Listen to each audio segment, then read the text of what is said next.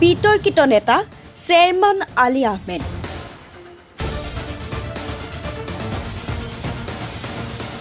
অসম আন্দোলনত শ্বহীদ হোৱা লোকসকলক লৈ বিতৰ্কিত মন্তব্য কৰি গ্ৰেপ্তাৰ হৈছিল বিতৰ্কিত নেতা চেয়াৰমান আলী আহমেদ।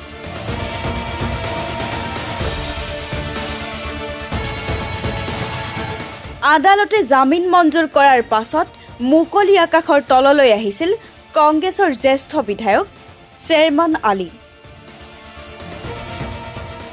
কাৰাগাৰত আবদ্ধ থকা চেয়াৰমানে সোমবাৰে নিজৰ অভিজ্ঞতাৰ পৰা জেল কৰ্তৃপক্ষলৈ তুলিলে বিস্ফোৰক অভিযোগ।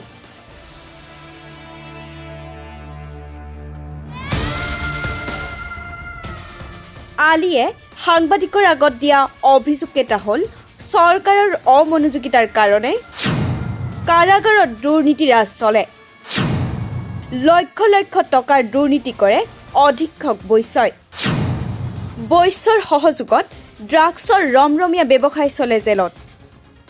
বিতৰ্কিত নেতাজনৰ মতে জেলতে আছে আটাইতকৈ বেছি অপদাৰ্থ ব্যক্তি। গুৱাহাটী কেন্দ্ৰীয় কাৰাগাৰৰ অধীক্ষক বৈশ্য সাংঘাতিক দুৰ্নীতিপৰায়ণ। জেল কৰ্তৃপক্ষই কথাই নাপাতে কয়দী আৰু হাজতীৰ লগত।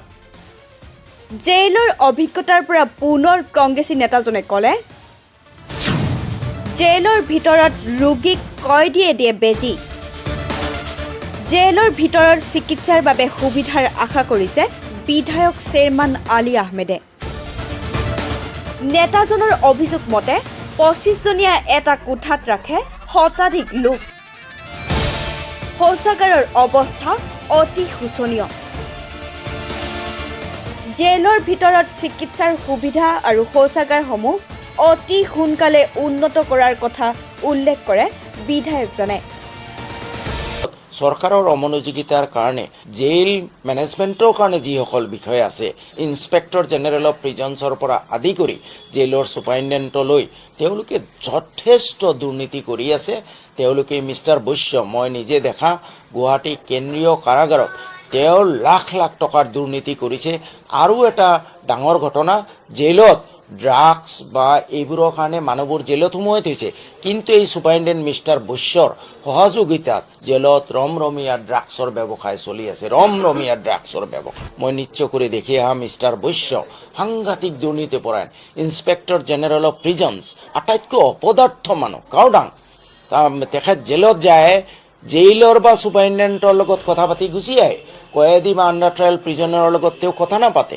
তেওঁলোকে কয়েদী বা আণ্ডাৰ ট্ৰায়েল প্ৰিজনাৰে ছুপাৰিণ্টেণ্ডেণ্ট বা জেইলৰ আগত তেওঁলোকৰ অবজেকশ্যন কমপ্লেইন কৰিবলৈ দিগদাৰী পায়। শুনি আচৰিত হ'ব, গুৱাহাটী কেন্দ্ৰীয় কাৰাগাৰৰ জেলত বেজী দিয়ে কয়েদীসকলে, চেলাইন লগাই কয়েদীসকলে। আপুনি কি আশা কৰিব পাৰে? মই ভাবোঁ এনেকুৱা এটা কেন্দ্ৰীয় কাৰাগাৰত এটা ফুল প্লেজেড হস্পিটেল থাকিব লাগে। ক্ৰাউডেড প্ৰত্যেকটো জেলে এটা ৰুমত খোজ কাঢ়িবলৈ, খোজ পেলাবলৈ, ভৰি পেলাবলৈ জেগা নাই। ৰুমত মানুহ থাকিব পাৰে ২০ বা ২৫জন, তাত ৰখা হৈছে ১০০-১৫০ মানুহ। তৃতীয়তে টয়লেটবোৰৰ অৱস্থা অতি শোচনীয়, পৰ্যাপ্ত টয়লেট নাই। ১০০-১৫০ মানুহে এটা টয়লেটত যাব লাগে, তাকো ভঙা। News desk report, rafter 7 news.